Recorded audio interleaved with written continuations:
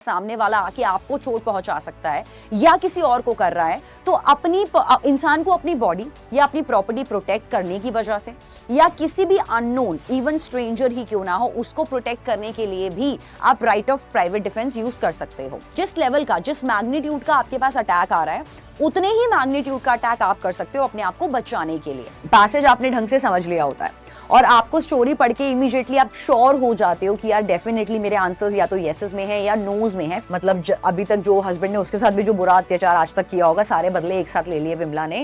Hello everyone, welcome to an amazing platform of PW CLAT. I am advocate Mansi Jain. Lecture number 7 में legal reasoning में आज हम लोग करने वाले हैं passage based practice on the law of crimes. तो लॉ ऑफ क्राइम्स में किस टाइप से आपसे क्वेश्चंस पूछे जाएंगे, किस टाइप से आपने पैसेज को थॉरोली एनालाइज करना है और एलिमिनेशन स्ट्रैटेजी पे किस तरह से ड्यूली वर्क करना है, that will all be the part of today's lecture. तो यहां पर ये सब चीजों को प्रैक्टिस करते हुए लॉ ऑफ क्राइम्स पर किस टाइप से क्वेश्चंस आते हैं, we are going to study it today. Questions किस टाइप के आएंगे, किस टाइप से आपको पैसेज एनालाइज करना है, कैसे आपने लीगल नॉलेज को क्वेश्चंस पे अप्लाई करना है, and the most important how to apply the elimination techniques, ये सब कुछ आज हम करेंगे by the way of application on the passage. तो सबसे पहले इंपॉर्टेंट क्या है कि हम पैसेज की इंफॉर्मेशन को ग्रैब करें। तो पैसेज यहां पर कहना चाहता है, The Supreme Court said the right of private defense is necessarily a defensive right that is available only when circumstances justifying it, and acquitted an ex-BSF Jawan for the charges of murder of an alleged smuggler on the Indo-Bangladesh border. तो हमने right of private defence पढ़ा था जो कि section 96 से 106 of IPC में covered होता है। Right of self defence, commonly known as private defence as well, ये बोलता है कि आपके पास अवेलेबल होता है कि अगर कोई आप पर डेंजरस सिचुएशन क्रिएट कर रहा है, आपको इमिनेंट हार्म हो सकता है, सामने वाला आके आपको चोट पहुंचा सकता है या किसी और को कर रहा है, तो इंसान को अपनी बॉडी या अपनी प्रॉपर्टी प्रोटेक्ट करने की वजह से या किसी भी अननोन इवन स्ट्रेंजर ही क्यों ना हो उसको प्रोटेक्ट करने के लिए भी आप right of private defence use कर सकते हो। And even right of private defence can allow you to do a murder of someone. अगर आपकी जान पर बात आती है, आपके खुद का मर्डर हो सकता है, ग्रीवियस हर्ट हो सकता है, तो ऑफेंडर को आप अपनी जान बचाने के लिए उसका मर्डर कर सकते हैं, जो हमने क्लास में पढ़ा था। It's a defensive right, but ये तब अवेलेबल होता है जब सर्कमस्टांसेस जस्टिफाई करें, और सर्कमस्टांसेस कहते हैं कि इमिनेंट थ्रेट होना चाहिए और प्रोपोर्शनेटली इसको यूज करना जरूरी है। तो सर्कमस्टांसेस जस्टिफाई के हिसाब से एक एक्स बीएसएफ जवान को एक्विट कर दिया गया सारे मर्डर के चार्जेस से जब उन्होंने एक स्मगलर का मर्डर किया बॉर्डर पर। टॉप कोर्ट ने कहा the underline factor should be that कि ये जो एक्ट किया गया है प्राइवेट डिफेंस का, इसको गुड फेथ में किया होना चाहिए। हमने क्लास में भी पढ़ा था कि मेंस रिया का एलिमेंट जो किसी भी क्राइम को क्राइम बनाता है वो मेंस रिया नहीं होना चाहिए, बल्कि इसका ऑपोजिट जो होता है गुड फेथ। गुड फेथ कहता है बिल्कुल 100% शुद्ध इंटेंशन, इतनी सी भी इंटेंशन और इतना सा भी मलाइस ना हो, प्योर इंटेंशन, गुड फेथ में, ना ही कोई नेग्लिजेंस हो, बिल्कुल गुड फेथ में ये एक्शन लिया होना चाहिए, साथ ही साथ विदाउट एनी मलाइस होना चाहिए, तब तो आप प्राइवेट डिफेंस यूज कर सकते हो। ये राइट अवेलेबल हुआ है अक्यूज्ड को इस केस में व्हेन ही और अक्यूज को व्हेन ही और his property is faced with a danger. तो जब कभी भी आप पर कोई बात आती है, आपकी प्रॉपर्टी पर कोई बात आती है, डेंजरस सिचुएशन आती है, तो आप इस राइट को इस्तेमाल कर सकते हो। And there is a little scope of state machinery coming to his aid, और यहां पर यह भी ऑप्शन हो कि आपके पास no option to recourse to police हो।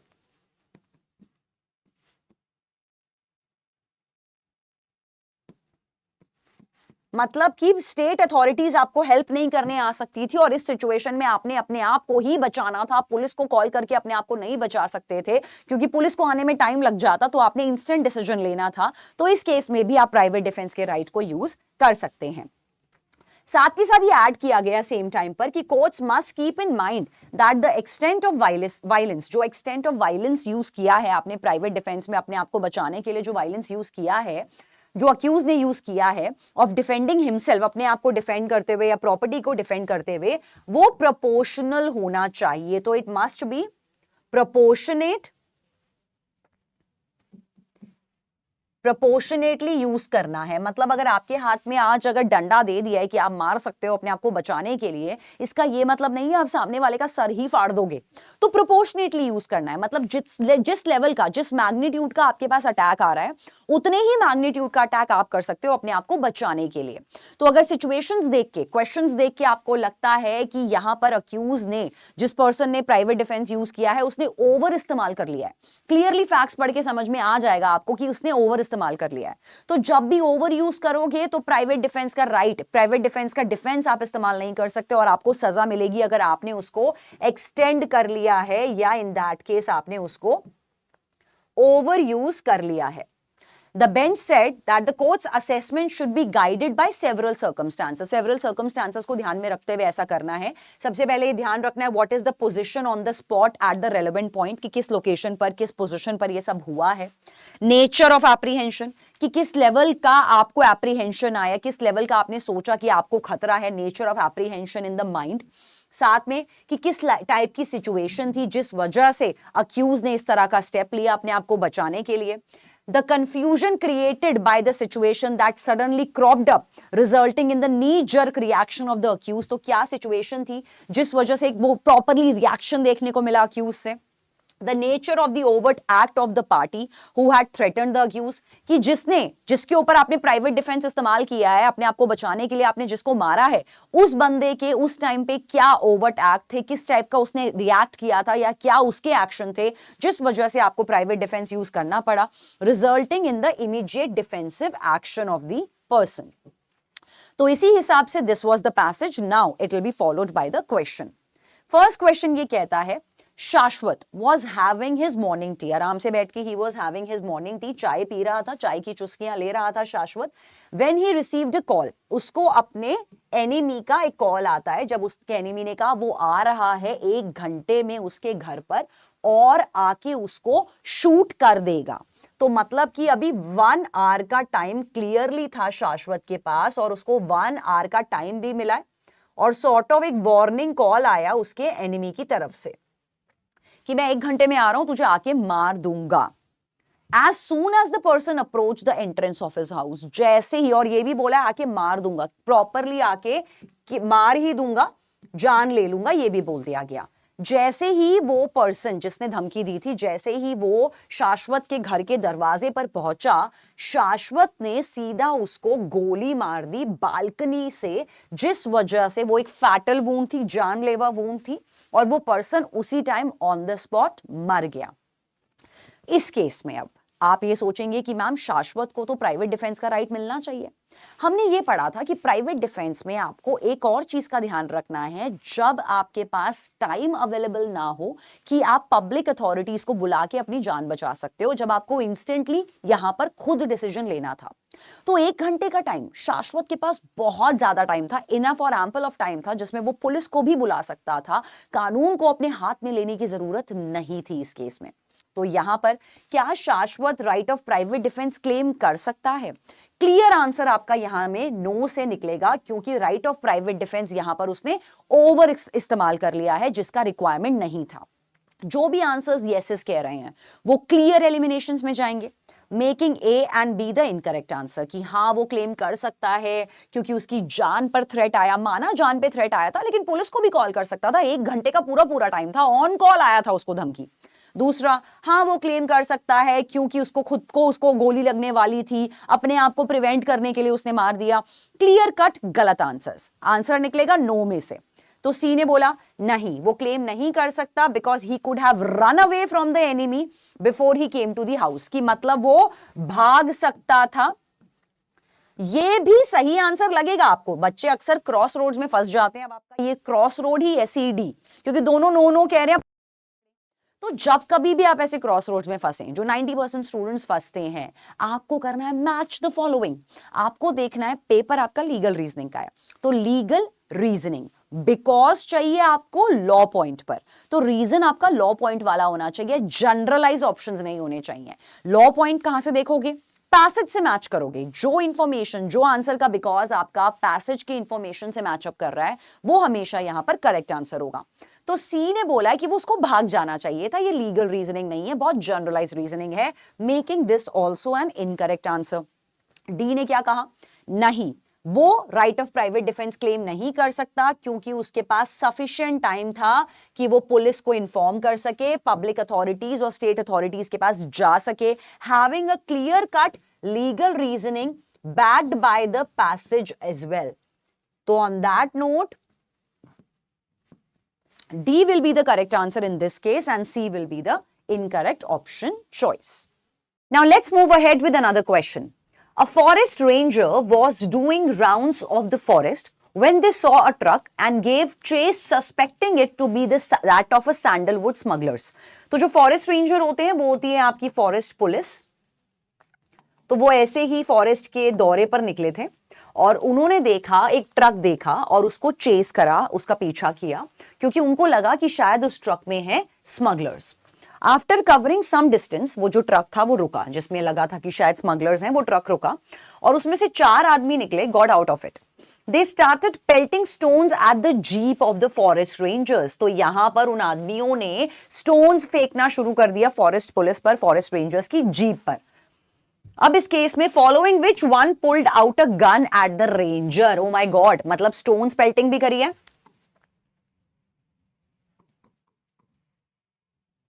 क्योंकि आपको यहां पे चेक करना होगा किस नेचर का हार्म क्रिएट किया गया। सेकंड, गन भी निकाल ली है, अभी शूट नहीं किया है। Showing off gun is also given as per the passage. The ranger was quick to draw his own gun. अब जो फॉरेस्ट पुलिस था उसने खुद की अपनी गन निकाल ली, इनको भी तो बंदूक दी जाती है, तो उसने अपनी गन निकाल ली और उसने इमीडिएटली स्मगलर को शूट कर दिया। तो अब आपसे क्वेश्चन ये पूछेगा कि क्या यहां पर प्राइवेट डिफेंस अवेलेबल हो सकता है इसके लिए, फॉरेस्ट रेंजर के लिए? क्या उसको लगना चाहिए कि जो हमला उस पर आ रहा था, क्या वो एप्रीहेंशन ऑफ डेंजर बनता है इस केस में? क्योंकि अब आपने डेथ कॉज करी है तो आपको यह भी तो प्रूव करना पड़ेगा अपने लेवल पर कि एप्रीहेंशन ऑफ डेथ था, वरना तो ऐसा हो जाएगा कि आपने डिस्प्रपोर्शनेटली यूज कर लिया अपना फोर्स। क्योंकि आपने पढ़ा था ये प्राइवेट डिफेंस में कि आपको प्रोपोर्शनेट मात्रा में यूज करना है, मैग्नीट्यूड में यूज करना है, नमक को स्वाद अनुसार डालना है। तो यहां पर अब आपको लगता है कि एप्रीहेंशन ऑफ डेथ है, बिल्कुल है। फॉरेस्ट रेंजर बोल सकता है कि यार पहले तो पत्थरबाजी शुरू कर दी, उसके बाद गन निकाल ली और दिख रहा है कि वो बंदा बड़ा वायलेंट से है, सारे के सारे पहले पत्थर मार रहे हैं, उसके बाद गन निकाल दी, तो डेफिनेटली भाई शूट भी कर सकते थे। गोली लेने का वेट तो नहीं करते रहेंगे यार, चल अभी तो शूट नहीं किया, करेगा तब देखेंगे, तब अपनी बंदूक निकालेंगे। तो वो जैसे एक मूवी नहीं आई थी वेलकम मूवी में बोलता है कि कोई मेरा, मजनू भाई बोलता है कोई मेरा गेम बजा देगा और तू गोलियां ही भरता रह जाएगा। तो यहां पर उसको एक्ट करना जरूरी था। Private defence was there. तो क्वेश्चन पूछता है can the right to self defence be claimed by the ranger? बिल्कुल कर सकता है। आंसर्स निकलने चाहिए आपके येसेस में से, तो जो भी आंसर्स आपके नोज में जा रहे हैं वो इनकरेक्ट आंसर्स बन जाएंगे। तो right can not be claimed, can not be claimed गलत answer, can be claimed B और सी हो सकता है।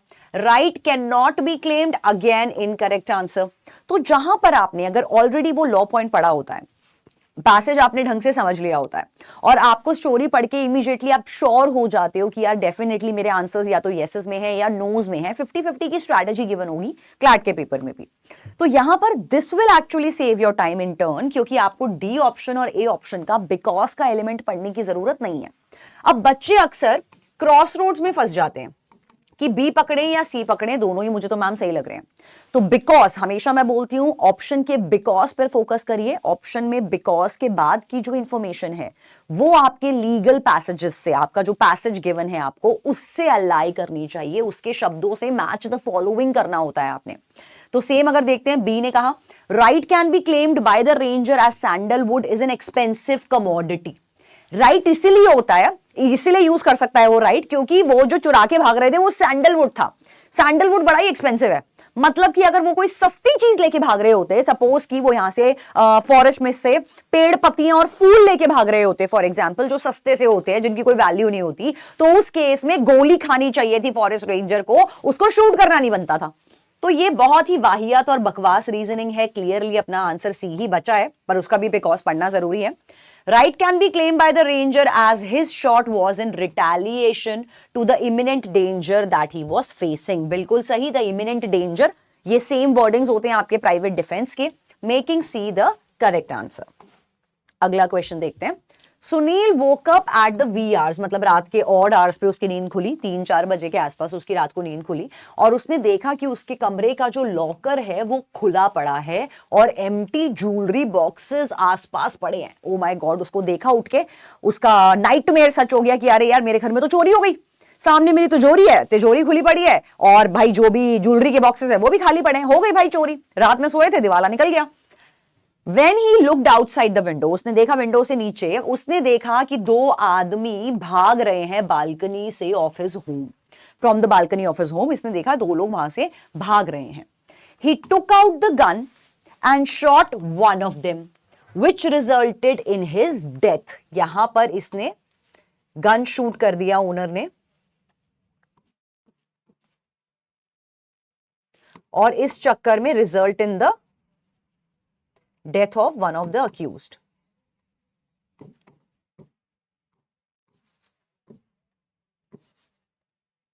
अब आपको क्या लगता है यहां पर कि सुनील ये बोल सकता है जो ओनर है कि मैंने तो जी प्राइवेट डिफेंस में मारा है। अब यहां पर हमने क्लास में भी पढ़ा था, अगर आपने क्लास ढंग से पढ़ी थी, कि प्राइवेट डिफेंस को आप रिटेलिएशन में नहीं यूज कर सकते। आप तब यूज करोगे जब आपकी तरफ खतरा बढ़ रहा है। एप्रीहेंशन ऑफ इमिनेंट थ्रेट मतलब अपकमिंग डेंजर। अगर थ्रेट आपसे दूर जा रहा है तो उस केस में आप प्राइवेट डिफेंस नहीं यूज कर सकते हो, क्योंकि यहां पर आप कानून को अपने हाथ में ले रहे हो। ऑलरेडी जो चीज थी, जो थ्रेट था, वो पास ऑन हो चुका है, अब वो दोनों गुंडे भाग रहे हैं। तो इस केस में Sunil can not claim the right of private defence because the threat was not imminent, it was not upcoming threat, it was the outgoing threat. So by that notion answer निकलने चाहिए नोज में से। First कहता है yes Sunil कर सकता है claim, क्योंकि उसके वैल्यूएबल्स चुराए जा रहे थे, इसीलिए वो क्लेम कर सकता है। लीगल रीजनिंग भी नहीं है यार इसमें तो। नहीं, सुनील प्राइवेट डिफेंस नहीं कर सकता because there was no threat to his life. बिल्कुल सही, प्लॉजिबल आंसर। नहीं, सुनील नहीं कर सकता claim because shooting at the thief qualifies as use of an excessive force. Excessive force, yes, यहां पर करेक्ट आंसर में ज्यादा जा रहा है। अगर हम लोग बी वर्सेस सी करेंगे, अगेन डी को भी देख लेते हैं। Sunil can claim as if he could not have waited for the police. वो इसीलिए होगा क्योंकि वो पुलिस के लिए वेट नहीं कर सकता था। बिल्कुल बिल्कुल ठीक है, शूट करना बनता है, पुलिस का वेट करना नहीं बनता था, लेकिन ये लीगल रीजनिंग नहीं है, जनरलाइज्ड ट्रुथ है। अब बी वर्सेस सी की बात करें तो इसने कहा कि क्योंकि इसीलिए नहीं क्लेम कर सकता क्योंकि उसकी लाइफ पर कोई थ्रेट नहीं है और जान ली है उसने। सी ने दोनों बातों को कवर कर लिया। यहां पर बोला कि शूटिंग करना एक एक्सेसिव फोर्स हो गया और इस एक्सेसिव फोर्स की वजह से ये बहुत ज्यादा माना जाएगा, making C the correct answer in comparison to B. Fourth की बात करते हैं। Vimla was preparing a dinner for her family when her husband returned home in the inebriated condition. Inebriated का मतलब है he was drunk. तो विमला उस time पे अपने बच्चों को खाना वाना परोस रही थी, हस्बैंड रात को नशे में घर पे पहुंचा। हस्बैंड ने सेक्सुअली असॉल्ट करने की कोशिश करी अपनी 20 साल की बेटी को। फादर ने 20 साल की बेटी को असॉल्ट करने की कोशिश करी and I am sure Vimla नहीं देख पाई होगी being a mother. Vimla try to stop him. Vimla ने उसको, अपने पति को रोकने की कोशिश करी। उसने रोकने के लिए अपने पति को धक्का मारा जोर से। ठीक है, बेसिक इतना तो बनता ही है, यही करेगी यार, जान तो नहीं ली कम से कम अपने पति की। Vimla found a hammer lying nearby and attacked her husband with the same. Hammer से उसने हस्बैंड को अटैक भी कर दिया। मतलब अभी तक जो हस्बैंड ने उसके साथ भी जो बुरा अत्याचार आज तक किया होगा, सारे बदले एक साथ ले लिए विमला ने। धक्का भी मारा और हैमर से, हथौड़ा से उसको हिट भी किया उसके हस्बैंड को। कैन विमला से that the act was done in a self defense? self defense हम अपने लिए भी यूज कर सकते हैं और unknown person, भाई बंधु दोस्त, सबके लिए यूज कर सकते हैं private defence, to self and to other person. तो यस, डॉटर को प्रोटेक्ट कर रही है, सेल्फ डिफेंस बनता है। और ना ही यहां पर एक और बात, यहां पर हमें ये नहीं दिख रहा है कि डेथ हुई है कि नहीं, और क्योंकि नहीं लिखा डेथ हुई है उसके हस्बैंड की, तो हम लोग यही मान के चलेंगे कि जिंदा है वो। तो ओवर एक्सेसिव फोर्स भी नहीं इस्तेमाल किया, ऐसा भी कुछ नहीं बता रहे कि जैसी हैमर से अटैक किया वो खून खून लथपथ हो गया, उसका सर फट गया। तो कहीं भी नहीं दिख रहा कि एक्सेसिव फोर्स इस्तेमाल किया गया। बस इतना बोला है हैमर उठाया, हैमर से मार दिया। क्या पता हैमर से हाथ पे मारा हो, हल्की फुल्की चोट आई है, क्या पता बड़ा प्यार से हैमर मारा हो।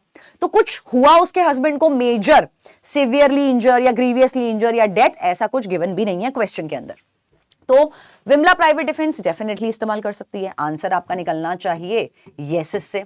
हालांकि अगर यहां पर उसके हस्बैंड के साथ कुछ बहुत मेजर मिसहैपनिंग होती तो एक्सेसिव फोर्स माना जाता कि विमला ने एक्सेस फोर्स यूज कर लिया है। अब Vimla can not claim defence as the threat was face by the daughter and not her, गलत आंसर। प्राइवेट डिफेंस आप दूसरों के लिए भी इस्तेमाल कर सकते हो। विमला नहीं कर सकती क्लेम क्योंकि यूज ऑफ हैमर इनएब्रिएटेड कंडीशन में एक्सेसिव फोर्स माना जाएगा। इनएब्रिएटेड कंडीशन में एक्सेसिव माना जाएगा मतलब कोई अगर नशे में है तो उसको हैमर से मारना बहुत ओवर हो जाएगा। अगर कोई बंदा इनएब्रिएटेड स्टेट में नहीं है, मतलब बिल्कुल सोबर है, कोई नशे नहीं करके आ रहा है, तो उसको मार सकते हो तुम हैमर से, क्योंकि वो तो बचा लेगा अपने आप को। बिल्कुल ही वाहियात रीजनिंग है, लॉ पॉइंट पे भी नहीं बात कर रहा।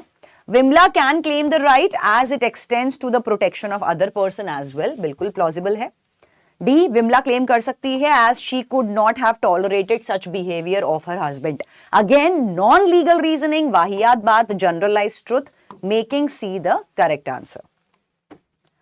अगला क्वेश्चन, एक फाइट हुई between the two groups of people, दो ग्रुप ऑफ पीपल में फाइट हो गई, दोनों ग्रुप्स आपस में लड़े। अमजद रिसीव्ड 9 इंजरीज, अमजद को बेचारे को 9 चोटें लगी।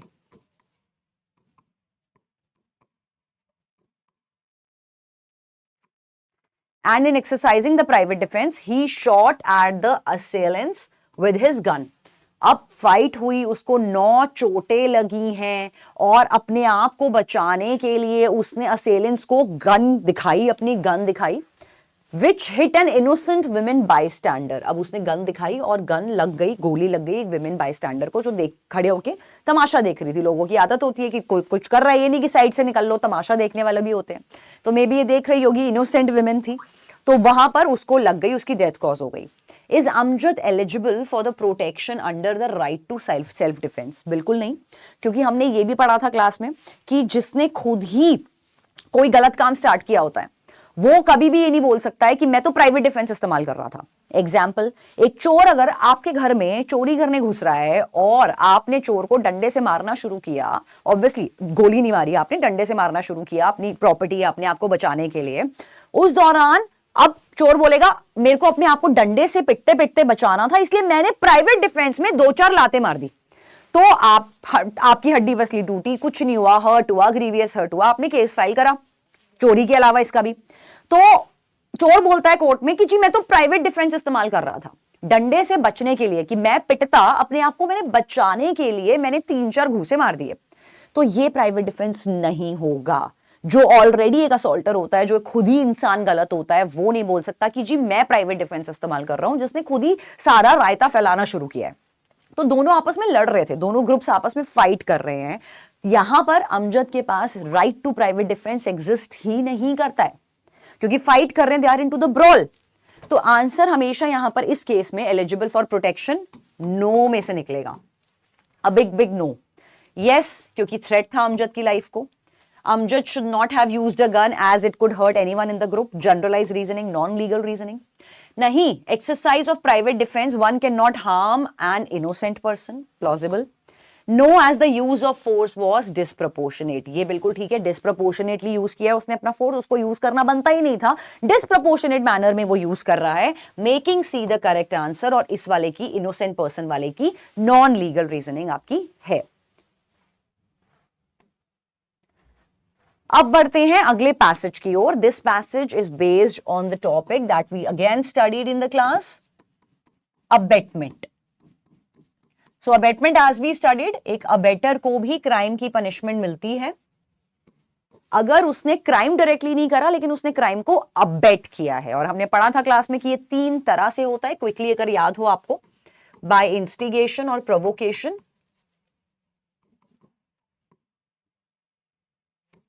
by providing the material aid,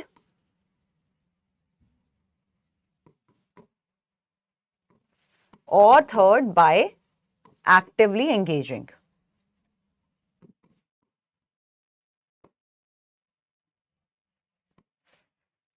तो यहां पर कॉमन पार्लेंस में जो वर्ड है अबेट, तो इस केस में जो अबेटर होता है, तीनों तरह से अगर आप क्राइम को इंस्टिगेट कर रहे हो, करवा रहे हो या हेल्प कर रहे हो, तो आप पे अबेटमेंट का चार्ज लगेगा, आपको भी सजा मिलेगी। तो ये बोलता है, लिटरल मीनिंग कहता है कि को activity and support and incorporates within its ambit illegitimate reason to commit the crime.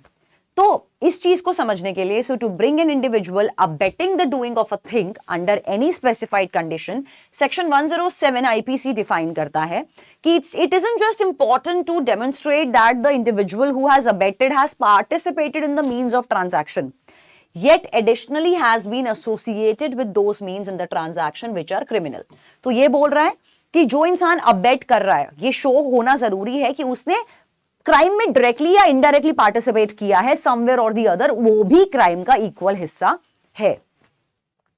The offense of abetment by instigation, as we have just studied, by instigation relies on the intention of individual. आपका mains रिया तो होना चाहिए किसी भी crime के लिए, mains रिया तो सबसे इंपॉर्टेंट है, एक्टस रियस भी इक्वली. इंटेंशन आपकी थी कि आपको क्राइम को अबेट करना है, not upon the act which is finished by the individual who has abetted. Abatement might be by the instigation, connivance or purposeful aid as given under section 107. ये तीनों चीजें अभी जो मैंने लिखी थी वहां पॉइंटर्स में. Abatement इंडियन पीनल कोड में इन्वॉल्व करता है आपका active complicity on the part of the abettor, मतलब कंप्लायंस होना चाहिए आपका, मीटिंग ऑफ माइंड्स है आप दोनों का, तो कंप्लायंस होना चाहिए. क्राइम नहीं कर रहे हो आप, क्योंकि अगर आप लोग दोनों मिलके same meeting of common mind के साथ क्राइम कर रहे हो, वो कॉमन इंटेंशन सेक्शन 34 में चला जाएगा. क्राइम नहीं कर रहा होता है अबेटर, क्राइम करवा रहा होता है तीन तरह से, हेल्प करा के कुछ सामान की, अबेट और प्रोवोक करके, या एक्टिवली एंगेज होकर. तो on the part of abettor at the point of time prior to the actual commission of that offence, it is of the essence of the crime of abetment that the abettor should substantially, थोड़े बहुत level पर assist करता है the principal culprit towards the commission of offence. Nowhere concurrence in the criminal acts of another without such participation therein as helps to give effect to the criminal act or purpose, it is punishable under the code. तो अगर आप कभी भी abetment करेंगे, तो since abetment is mentioned under section 107 of IPC, any person who is an abetter will be punished as per the law. Okay. For an individual to be called liable for abetment and so as to proceed against an individual for the criminal offence under this section, prosecution, जो public prosecutor होगा, prosecution must claim the component of mens rea. तो ये वाली चीज को prove करना बहुत जरूरी है, mens rea. Negligence और carelessness can't be named to be abetment. मतलब अगर आपने negligently कुछ किया, वो abetment में नहीं आएगा. Similarly, carelessness, again a synonym of negligence, इसके थ्रू अगर आपने किया तो ये अबेटमेंट नहीं होगा.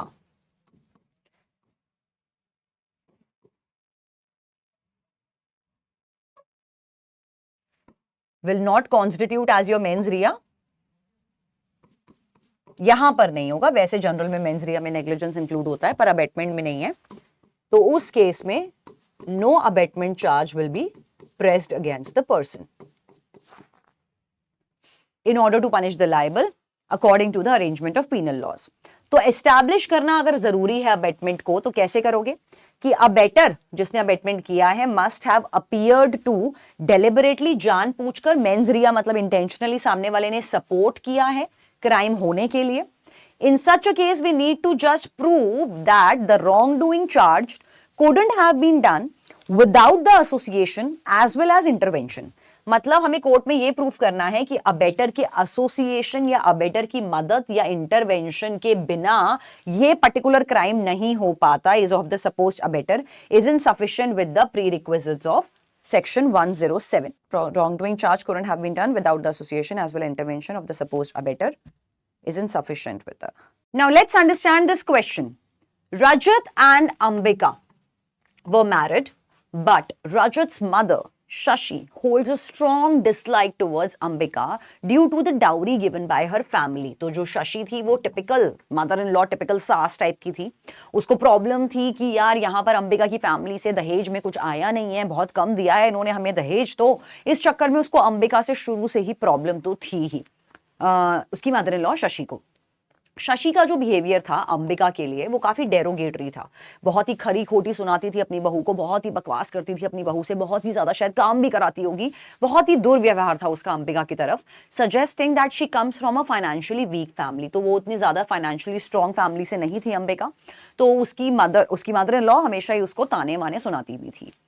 उसके ये जो एक्शंस थे take a toll on Ambika's mental wellbeing. तो इस चक्कर में जो मेंटल हेल्थ था अंबिका का, दैट स्टार्टेड डेट्रॉइटिंग।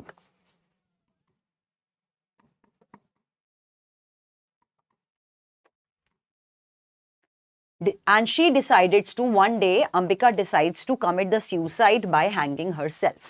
तो यहां पर suicide is a punishable offense,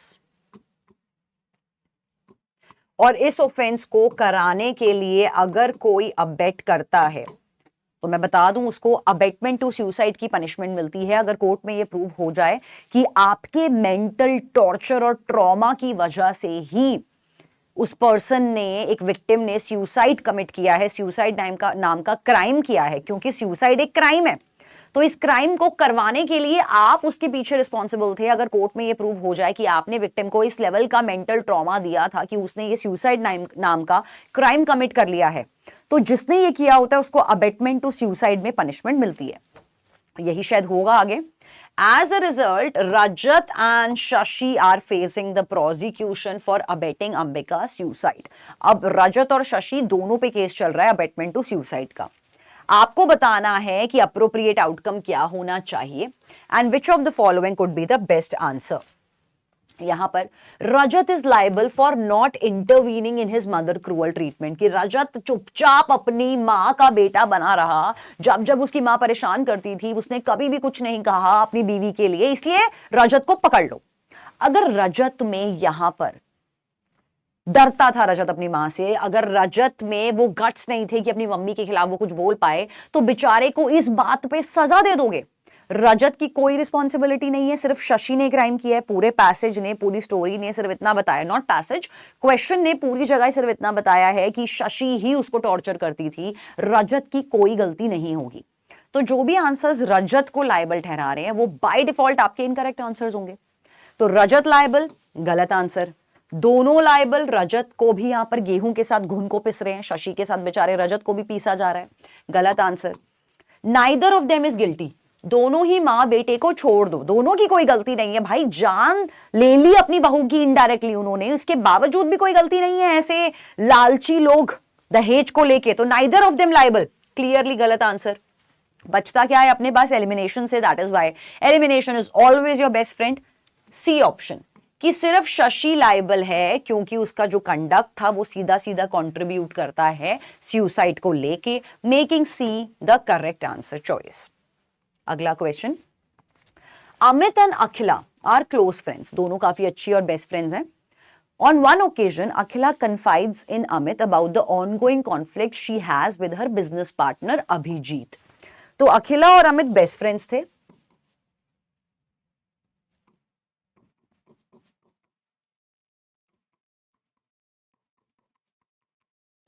यहां पर अखिला की बिजनेस पार्टनर कौन था? अभिजीत।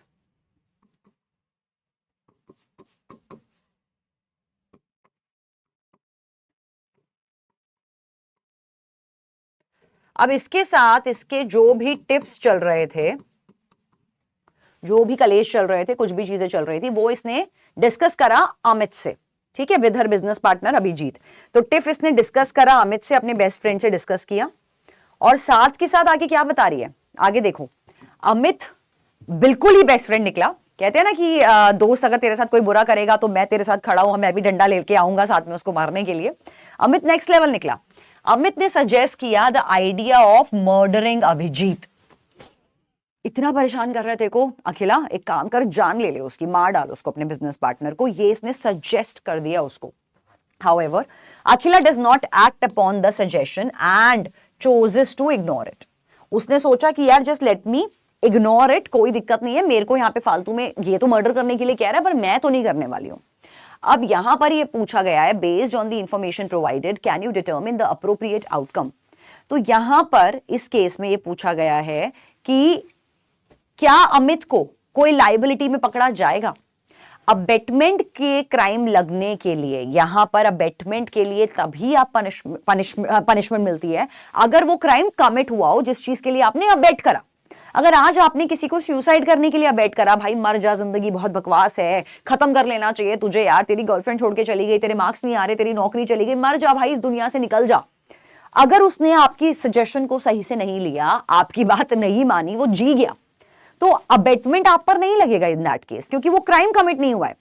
तो इस केस में भी सेम चीज है कि क्योंकि अखिला ने उसकी सजेशन को सर के ऊपर से निकाल दिया, तो यहां पर अमित पर इस केस में अबेटमेंट नहीं लगना चाहिए। Amit guilty of abetment, Amit not guilty, not guilty, not guilty. अब अपने पास 3 ऑप्शंस है, ए सी डी, बेस्ट कौन सा है वो देखेंगे अभी हम लोग। Amit is not guilty of abetment क्योंकि अखिला ने उसकी इंस्टिगेशन को इग्नोर करा। बिल्कुल, उसने इंस्टिगेट तो किया लेकिन उसने इग्नोर कर दिया, प्लॉजिबल आंसर हो सकता है। Amit not guilty because Abhijit का अभी तक मर्डर नहीं हुआ है, बिल्कुल सही, क्योंकि क्राइम ही कमिट नहीं हुआ। तो अगर ए और सी को कंपेयर करें तो इस केस में सी बेहतर है, क्योंकि क्राइम कमिट नहीं हुआ, अबेटमेंट तो होगा लेकिन क्राइम कमिट नहीं हुआ।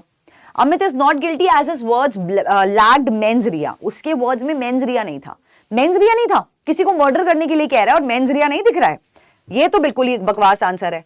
अब हम ए वर्सेस अगर सी करते हैं तो बेटर रीजनिंग पैसेज के हिसाब से अगर देखें, ही ignored the instigation, he was not murdered, तो इस केस में instigation is the legal reasoning. जो पैसेज में भी इंस्टिगेशन वर्ड के बारे में जिक्र हुआ था, अबेटमेंट के बारे में जिक्र हुआ था, तो यहां पर बोलेगा कि he is not guilty of abetment क्योंकि अखिला ने उसके इंस्टिगेशन को इग्नोर कर दिया। इस इग्नोर में यह भी आ गया कि अमित का मर्डर नहीं हुआ, सॉरी अमित ही था, कौन था, अभिजीत, कि इसमें यह भी प्रूव हो गया कि अभिजीत का मर्डर नहीं हुआ, इग्नोर में यह भी कवर हो गया सी वाला पॉइंट, साथ के साथ इंस्टिगेशन एक लॉ पॉइंट जो होता है, एक लीगल लैंग्वेज जो होती है, वो भी कवर हो गया। तो इस केस में अगर हम ए वर्सेस सी करें तो ए बेटर आंसर है। तो जब कभी भी आप ऐसे क्रॉस रोड्स पर फंसो, हमेशा पैसेज की अंडरस्टैंडिंग पर जाया कीजिए, वही आंसर को पिक किया कीजिए जो पैसेज के हिसाब से मैच आपका कर रहा है। अगला question, considering the factual information provided, अगर अखिला ने स्टैब कर दिया होता अभिजीत को but he eventually recovered in the hospital, मतलब अखिला ने अगर उसकी सजेशन पर अमल कर लिया होता, अपने दोस्त की सजेशन को, या अब तो इस केस में मैं इसको अबेटमेंट कहूंगी, अपने दोस्त की सजेशन को अगर उसने मान लिया होता और उसने अभिजीत को स्टैब कर दिया होता, लेकिन लेटर ऑन अभिजीत रिकवर हो गया है, अटेम्प्ट तो ले लिया उसने, और किसी भी क्राइम का अटेम्प्ट भी पनिशेबल होता है, तो अखिला तो यहां जाएगी ही जाएगी अटेम्प्ट टू मर्डर में। लेकिन क्या इसमें एक अबेटमेंट अमित पर लगना चाहिए कि नहीं? बिल्कुल लगेगा अमित पर। अब आंसर होना चाहिए which of the following best represents your answer.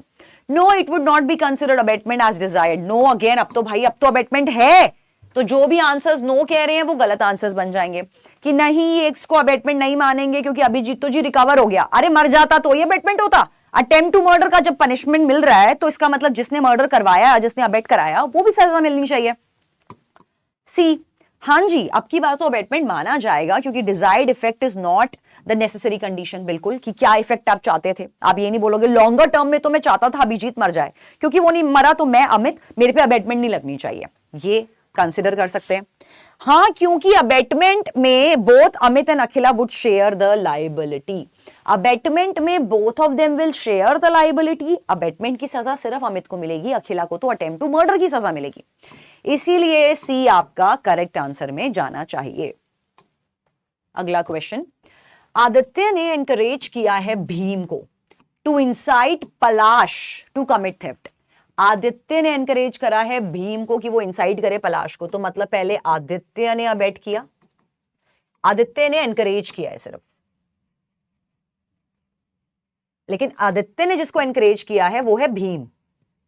Bhim ने क्राइम नहीं किया है, भीम ने तो इंसाइट किया है, भीम ने अबेटमेंट किया है क्योंकि उसने करा है इंसाइट पलाश को to commit theft. As a result Palash committed the theft and been arrested for it. Bhim को भी अरेस्ट किया गया है, बिल्कुल, क्योंकि अबेटमेंट लगेगा, भीम ने तो करा ही है पलाश को। Determine the liability of Aditya. Aditya की क्या गलती है वो बताएंगे। तो इस केसेस में हम लोग ये पढ़ते हैं लॉ में कि abetting the abetment is also punishable. एक लॉ एक बात बोलता है,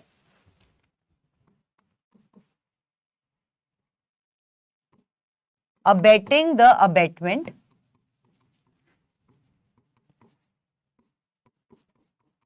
is also punishable.